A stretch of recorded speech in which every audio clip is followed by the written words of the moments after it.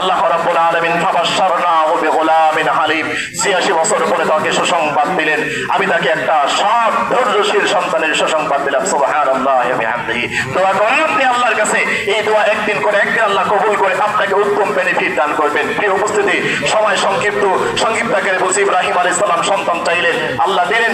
এই সন্তান যখন পরবর্তীতে লালন পালন করা শুরু করলেন, আল্লাহ রাব্বুল আলামিন জানিয়ে দিলেন, তুমি সন্তান এবং স্ত্রীকে তুমি মক্কার মরুভূমি খাদ্যহীন বালুময় ময়দানে তুমি সন্তানকে রেখে আসো। কত বড় ত্যাগ তিনি করেছিলেন। আপনি আমি কতটুকু ইসলামের জন্য ত্যাগ করেছি? আপনি আমি ইসলামের জন্য কতটুকু অবদান রেখেছি যে আমি আমার বুক চিতিয়ে বলতে পারবো আমি আব্দুর রহমান, আমি আব্দুল্লাহ ইসলামের জন্য এই অবদানটুকু রেখে গেছি, ইসলামের জন্য এই ত্যাগ করে গেছি।